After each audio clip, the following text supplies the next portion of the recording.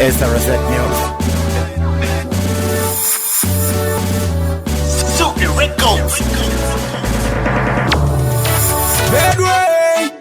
Vedway chekutanga ndinokwazisa mdara bobo mutungamiri tugamiri kushunga 1980 pavaketa chisungo chekusununguka nekutonga muno uzive msika vanhu vanotuma zvikwapuro unana vafunge kupisa mpombe pfumi mnyika yako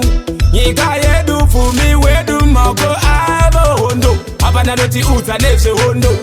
Zimbabwe vakuru vehondo odari sununguko hondo entamana ndinotenda vakarwa hondo hapana noti udza nezvehondo Zimbabwe vakuru vehondo odari sununguko hondo entamana ndinotenda vakarwa hondo vakatisiya nevapenyu tinotenda zimba nechido chenyu kutirwira kutifira iro sununguko rwedu sikiro mbuya nehondo savakanganwe pavakarwa dzavo chijana sikiro kakumi richitungamira vana hondo yemabhunu yanga yakadzama hondo hapana noti udza nezvehondo Zimbabwe vakuru vehondo hondo yari sununguko hondo entamana ndinotenda vakarwa hondo hapana noti udza nezvehondo Zimbabwe vakuru vehondo hondo yari sununguko sude kuti bo papa chokise mombe Mwari vakaramba kuti mutikonde takazobata gidi kuti titunge gotiyo mindayo rimai mukowe hondo hapana noti udza nezvehondo Zimbabwe vakuru vehondo hondo yari sununguko hondo entamana ndinotenda vakarwa hondo hapana noti udza nezvehondo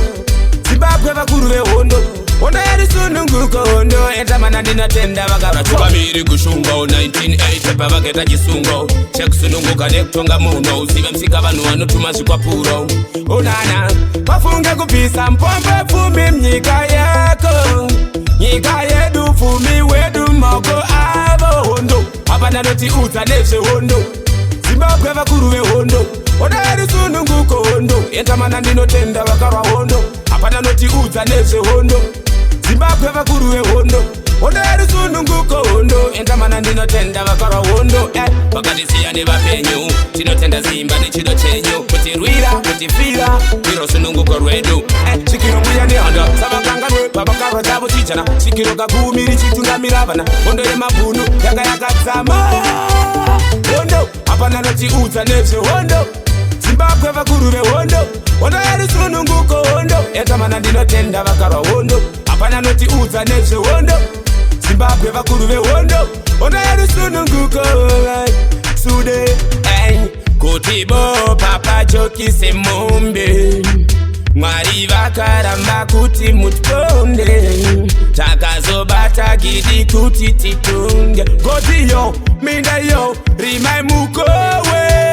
hondo hapana noti udza nezvehondo Zimbabwe vakuru vehondo hondo yari sununguko hondo entamana ndinotenda vakarwa hondo hapana noti udza nezvehondo Zimbabwe vakuru vehondo hondo yari sununguko hondo entamana ndinotenda vakarwa